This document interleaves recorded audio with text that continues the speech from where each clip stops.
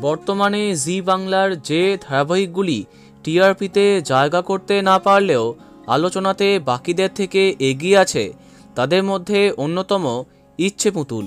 জমজমাট পর্ব দেখা যাচ্ছে।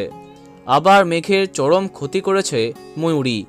নেশার ওষুধ খাইয়ে জিষ্ণুর সঙ্গে তার নাম জড়িয়ে মেঘের চরিত্রে আবার আঘাত হানে ময়ূরী। ফলে যে সম্পর্ক আস্তে আস্তে ঠিক হচ্ছিল সেটা আবার খারাপ হয়ে যায়। মেঘকে সবাই ভুল বোঝে, নীল তার পাশে দাঁড়ায় না। একে একে মেঘের থেকে সব কিছু দূরে চলে যায়। মেঘের জন্য অপমানিত হয় তার বাবা। এরপরই নিজেকে শেষ করতে যাবে মেঘ, আত্মহত্যা করতে যাবে মেঘ। সে কি মারা যাবে?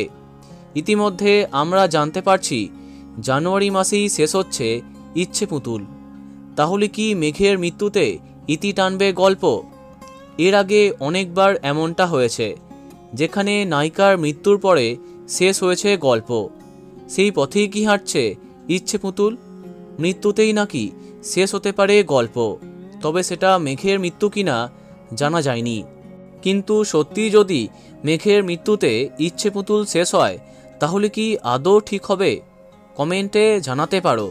ভিডিওটি লাইক এবং শেয়ার করো। এই রকম অনেক ভিডিও পেতে সাবস্ক্রাইব করো কারেন্ট পজ। ধন্যবাদ।